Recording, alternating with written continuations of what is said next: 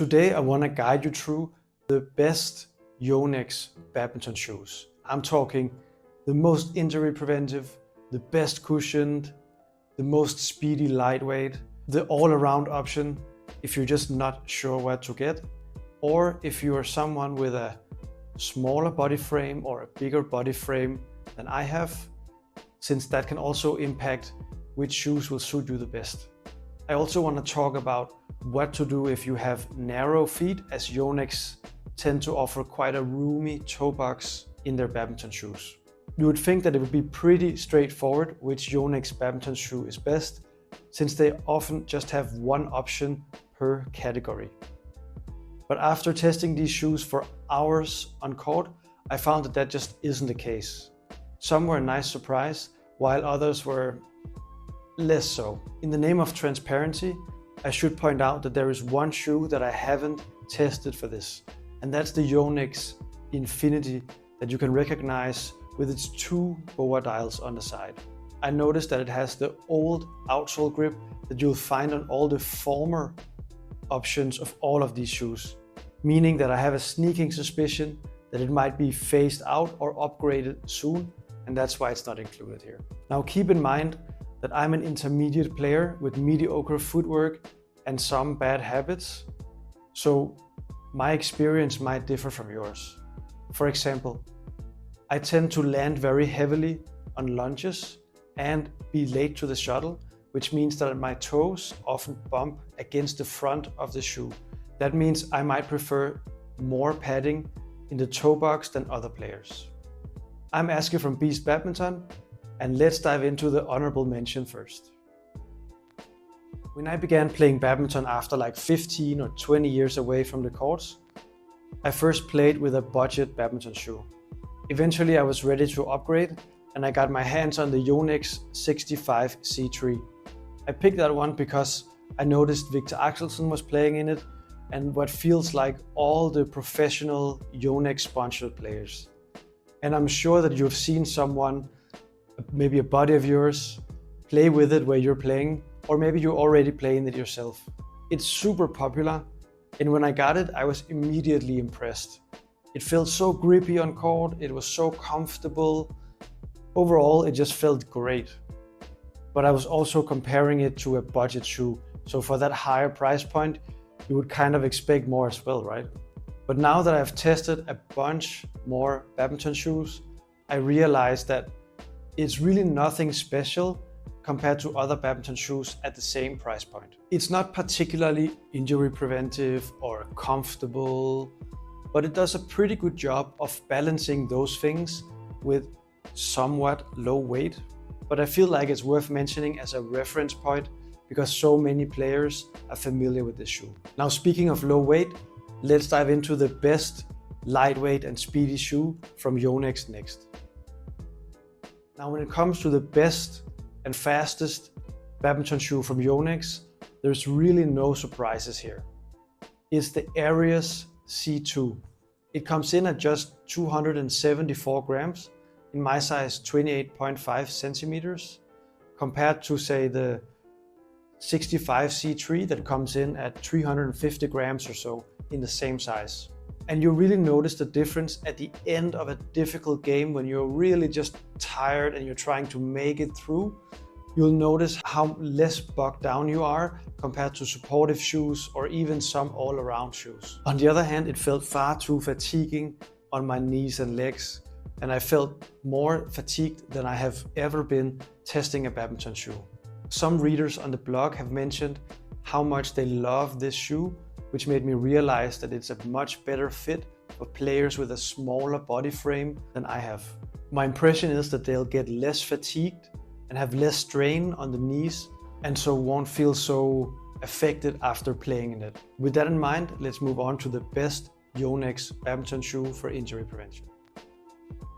Now, when it comes to the best Yonex badminton shoe for injury prevention, there's just one option, the Eclipsion C3. It has a super stiff heel, quite a stiff ankle area that feels like a booty of sorts. You're nicely locked in and it's very reassuring. You feel like you're not gonna roll your ankle playing in the shoe. And I often find myself coming back to this shoe when I feel too fatigued after testing, say, the Area C2. In terms of stability for landing, it also has connected the top piece and the bottom piece into a one piece to help you land in a more stable position. Now it has by far the most padding in the toe box of all the options we're looking at today. In fact, it has so much that when I went to the store to try it out, I thought I had to go up half a size because it felt so snug around my toes. Fortunately, I didn't, and when I got home and wore it around the house to break it in, that padding at the toe box molded itself after my feet and now it feels great. So for me, this has been true to size. It just took a while for it to get used to my feet, I guess. Next, let's look at the most comfortable shoe from Yonex. When it comes to the best comfort and cushion shoe from Yonex, we're back at the same Eclipsion C3 again. Surprise, surprise. Interestingly, Yonex has a shoe they call the Comfort C3, which is meant to be their most comfortable shoe, I guess based on the name. But I was quite disappointed playing in it because I was expecting something super comfortable, super cushioned, and it just wasn't the case. It's not that the Eclipsion is particularly comfortable and cushioned compared to other badminton shoes from other brands that are in the same sort of subcategory of just support and comfort rather than injury prevention, but it does have that super padded toe box and it feels like it has more cushioning underneath your feet than the Comfort C3. Now I've made in-depth reviews about both, so if you're curious, go check those out on the channel or the blog. Now if you're a bigger sized player than me, you'll probably prefer the Eclipsion C3 as well, as it comes with that extra bit of cushioning. It'll feel more stiff than cushioned. It's just that Yonex doesn't really have any other shoes that are super cushioned and padded in my experience. So if you want to stick with the Yonex brand, the Eclipsion C3 is your best bet. Now when it comes to the best all-around badminton shoe from Yonex, the answer for me is the brand new Yonex 88 Dial 3 badminton shoe. You can recognize it with the single BOA dial. It weighs about the same as the 65. It has a slightly taller ankle and heel, which gives you a nice lock-in and feels like you're less likely to roll your ankle. It's kind of stiff, but also has a quite thick sausage cushion, which feels more reassuring for me than the 65 C3. Now the 65 C3 feels slightly softer and as if it has a slightly thicker cushion, but it's a small difference in my experience. On the other hand, I was really skeptical about the BOA dials before I tried them on, but now I've realized that you can adjust your fit so much more precisely than you can with shoelaces.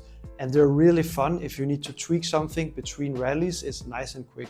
The toe box is really the big downside and deal breaker for me. It's just not cushioned enough, but it's still quite similar to the 65 C3 and basically all the other top Yonex badminton shoes except for the Eclipsion C3, which has the crazy toe box. Now when it comes to the best Yonex badminton shoe for players with narrow feet, I found that there aren't really any superb options. The toe box feels quite roomy in all the options, and when I measured it with my ruler, it came out the same. The Yonex 88 Dial 3 might be your best bet, or the Eclipsion C3 with all the crazy toe box padding. The Eclipsion doesn't have that much extra padding in the side of the toe box, but these two felt slightly less fatiguing on the side of my big toes when I was testing them on court. One option is to use sports tape around your big toes while you're playing, or you could consider trying the Victor A970, which I know is available in many Western countries as well, if you're comfortable moving away from the Yonex brand. Now that you have an overview of the best Yonex badminton shoes, I suggest diving into the in-depth reviews on the channel or on the blog, or going straight to my guide on the best badminton shoes in 2024. I'll leave a link in the description. Leave a comment with the Yonex shoe you are most excited about. I'm Aske from Beast Badminton, and I'll see you in the next one.